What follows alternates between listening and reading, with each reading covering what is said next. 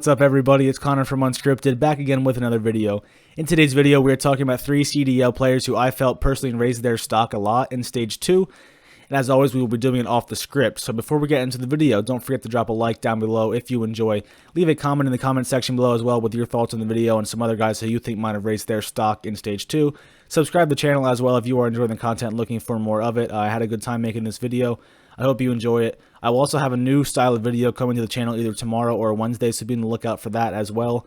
I'm going to hopefully take some feedback on that. If you guys like it, I will keep doing videos like that. If you don't, maybe I'll axe it. But regardless, we will get to that when we get there. For now, 3 players who raised their stock in CDL Stage 2. I hope you enjoy. Kicking things off, we have probably the most obvious choice from the list, where of course I'm talking about Bantz, the player of the stage in Stage 2. Humongous turnaround for Bantz in Stage 2 compared to Stage 1. He was...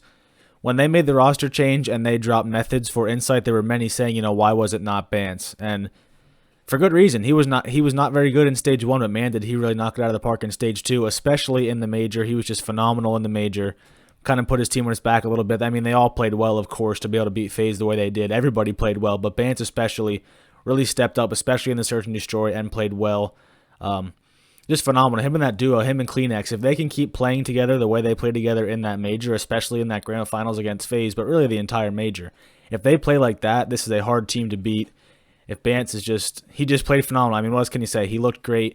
We'll take a look over here at some of the statistics. So here, Bantz is on top. As you'll see, here are the Stage 2 statistics. Actually, we'll start with Stage 1. We'll do that.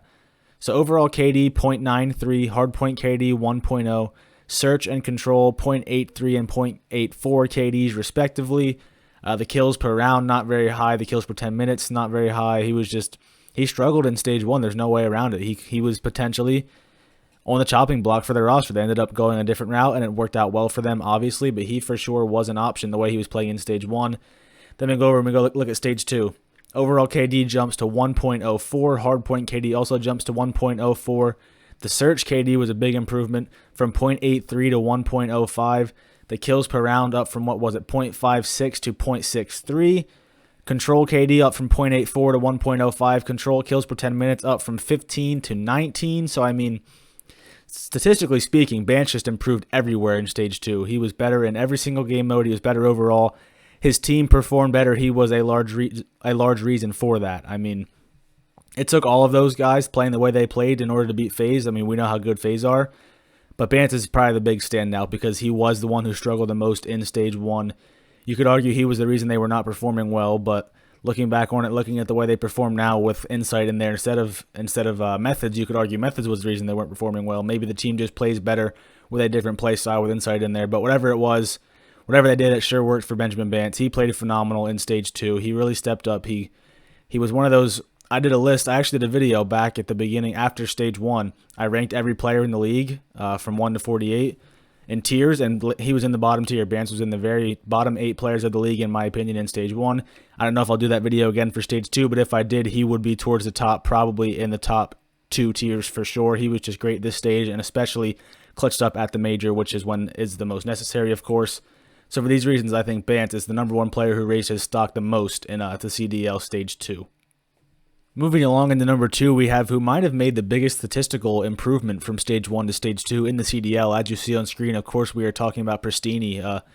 He had a rough Stage 1 as well. He was sort of in a similar boat as Bantz. His team struggled. He definitely struggled. People were talking about potential roster changes, and his name was included in those potential roster changes. He was towards the bottom of the league in CDL Stage 1. He's an SMG player just like Bantz, and he just turned it around in Stage 2 just like Bantz, and more importantly, he was a big reason for improved success for his team. Of course, his team did not improve the way Bantz's team did in Toronto. They didn't win Seattle didn't win the Major or anything like that, but they weren't a laughing stock like they were prior, so that was good news for them. They did look a little bit better in Stage 2. They definitely are trending into the right direction heading into Stage 3, and a big reason for that, of course, was the performance of Priesta. So here, I mean, this statistical turnaround is just crazy from Priesta. You see him there at the bottom. A 0.8 overall KD in Stage 1, just ugly. 0.85 hardpoint KD, 0.79 in Search, 0.73 in Control. I mean, it's just bad, especially, Search and Control. You talk about playing your life and the value of your life being more important than a game mode like Hardpoint.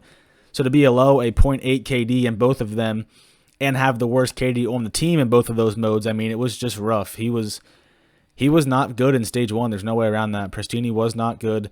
And then you look at these stats from stage 2 and you see the way he turned it around. Just phenomenal stuff. So the control KD up from a, what was it, a 0.73 up to a 0.93. Good. I mean, that's good for an SMG. You know, you'd like to see him around that 1, but he's an SMG player, and regardless, just the improvement alone is what we're focused on in this video. The improvement was there. In search, up from, what was it, I believe, a 0.79 to a 0.9 in stage 2. And the hardpoint KD was the big improvement for sure. I think it was a 0.85 in stage 1 compared to a 1.13 in stage 2. That's the highest on his team, and that's a team that includes Gunless, and it's a team that includes Octane. So that really tells you what you need to know right there. For him to be able to have the highest KD on the team in hardpoint speaks volumes to the reasons for their turnaround in the respawns in stage 2. I mean, he was great. He was applying a lot of pressure on the map. Let's see what his kills per 10 minutes are. They were 23.6 here and 21.5, so over 2 kills per 10 minutes more in this stage for Priesta. His overall KD jumped from what I keep forgetting, the 0.8 it was in stage 1 up to the 1.04 in stage 2. Just improved everywhere across the board. All of his statistics were better. His team was better. He was a big reason for it, and if he can keep playing the way he played in stage 2 as we move forward, this team can definitely continue their improvement. You know, they were bad in stage 1, like I said. They were kind of the laughing stock. They improved a lot in stage 2. They still didn't make any major noise at the major or anything like that, but they did beat some top teams. They did push some teams to their limits. They played well. They still made some mistakes, but they're going to. But they definitely are improving a little bit.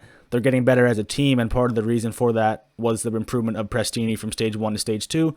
So for this reason, I think he's the number 2 player who raised his stock in the CDL stage 2. And finally, the third player we're talking about today is Priesta, as you see from the Minnesota Rocker. Another guy, same sort of boat. He was running an SMG in stage 1.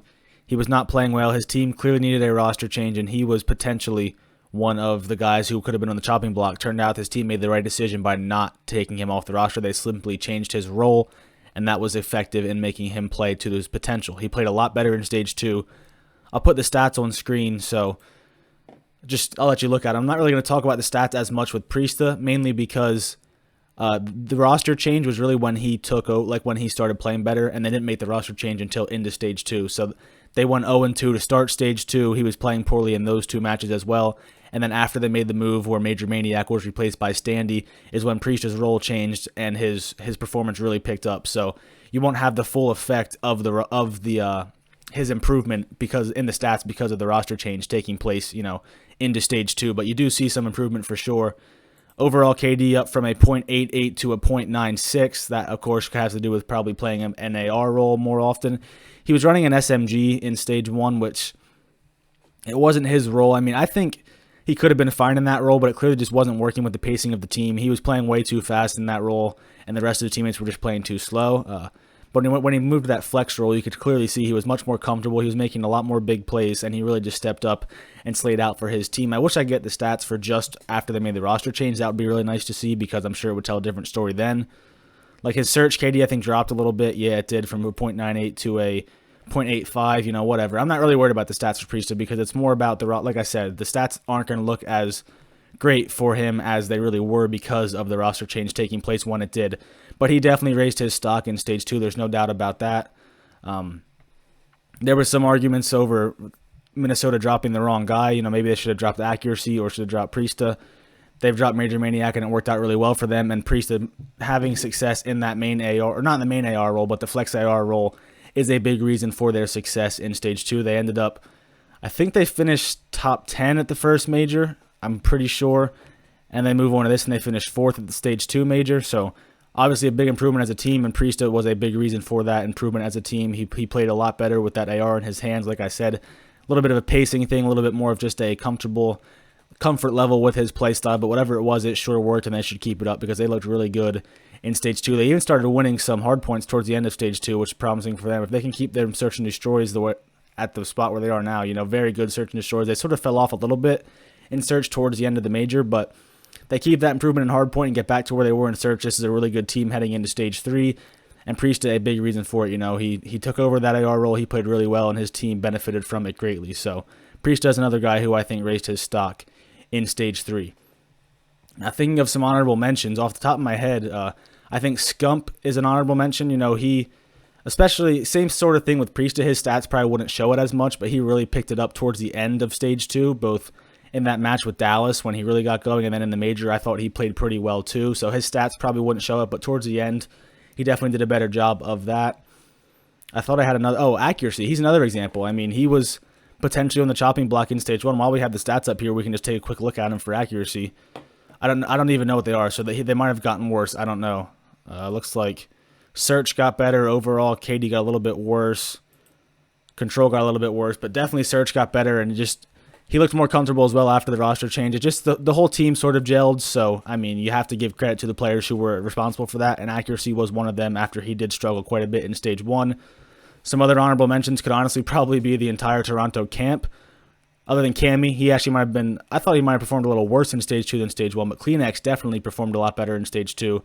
Insight was phenomenal as well. So yeah, those guys, Scump, accuracy, all guys, just off the top of my head, like you guys know, I do this off the script, so it's right in the channel name. So I'm just trying to think of some more honorable mentions. Gunless might be another one. He played well in stage 2.